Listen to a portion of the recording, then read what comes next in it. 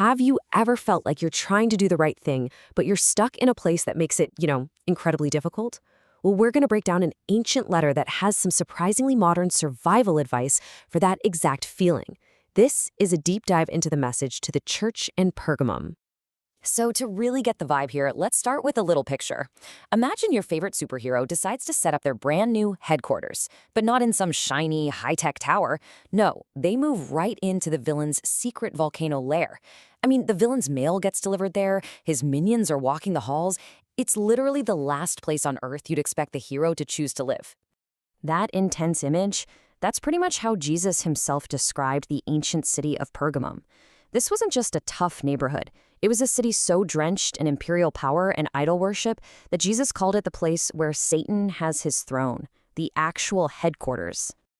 Okay, so let's get into it. What made Pergamum so intense? Well, for starters, it was a massive capital city, and it was built on this 1,000-foot-tall hill that kind of looked like a giant throne itself, and it was just jam-packed with temples to pretty much every Greek and Roman god you can think of. And what's really interesting is how Jesus introduces himself in this letter. See, in Pergamum, the Roman governor held something called the right of the sword, which meant he had the legal power to execute anybody he wanted. But Jesus just waltzes onto the scene and says, yeah, that's cute. I'm the one with the sharp, double-edged sword. He's making it crystal clear from the get-go that his authority, his word, is the ultimate power over life and death. So knowing all this, knowing the insane pressure this church was under, Jesus doesn't start by pointing fingers. Nope. He starts with what is basically a standing ovation for their incredible courage. He sees them. He gets it. He knows just how hard it is to stay faithful in a place like that. One source I read compared it to trying to be a vegetarian at a Bacon of the Month club. I mean, everything in the culture was designed to pull them away from their faith, but somehow they were holding on.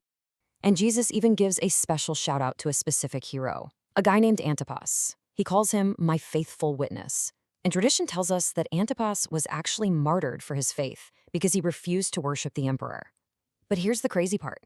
Seeing this happen didn't make the church scatter and hide. It actually fired them up to stand their ground even more. But then, after all this amazing praise, the letter takes a really sharp turn. Jesus points out that the biggest threat to this church wasn't the scary governor outside. No, it was a quiet, subtle enemy that had already crept inside the doors. Oof, that's the spiritual version of hearing we need to talk. You just know something serious is coming. The problem wasn't some big external attack. It was a slow, internal decay. So what was the issue? It boiled down to compromise, specifically something called the teaching of Balaam.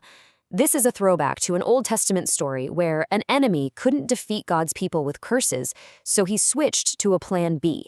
He tempted them to just blend in, to join the idol-worshipping parties and act just like the culture around them, until they totally lost what made them unique. This teaching, and a similar one from a group called the Nicolaitans, was so dangerous because it was so sneaky. It was that whole it's all good philosophy, right? That you can have one foot in the church and the other foot in the world. But Jesus knew that this kind of slow leak compromise would eventually leave the church completely flat on the side of the road. So Jesus doesn't lay out some complicated 10-step program to fix this. Not at all. He gives a single powerful command and a very, very stark warning about what will happen if they ignore it. The instruction could not be more direct. Repent. And that doesn't just mean feel bad. The word means to completely change your mind, to do a total 180 in your thinking that leads to a complete change of direction in your life. It's about making a choice to turn away from compromise and get fully on board with him. And that warning is, it's severe.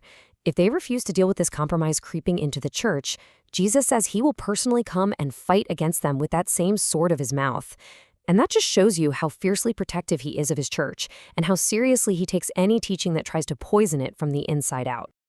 Okay, but for those who do overcome, for the ones who resist that pressure to just blend in, wow, the promises he makes are absolutely incredible and they're so personal. First up, he promises them hidden manna. Think about it. The people in Pergamum were being tempted with all this food from idol temples.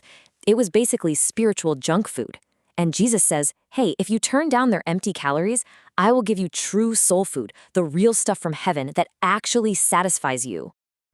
And the second prize might be the coolest part of the whole letter, a white stone.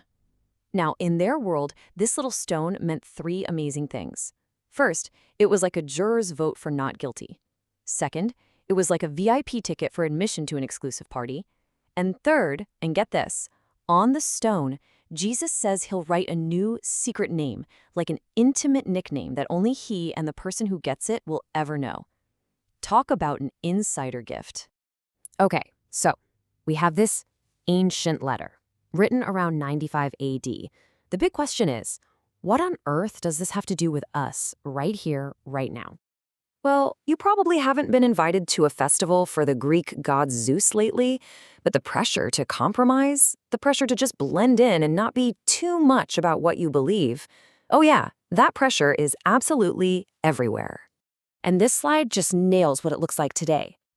It's that subtle pressure to laugh at a joke that you know is just wrong.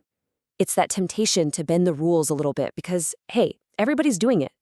It's that feeling that you have to be two different people, one version of you on Sunday and a totally different version online or at school. That right there, that's modern-day Pergamum. Ultimately, the challenge in this letter is completely timeless. Jesus knows it's hard to live in a world that pushes against faith. He gets it. But he's not looking for part-time followers or cultural chameleons. The final takeaway is this. He's calling us to have the courage to not be a copy of the world, but to be an original for him.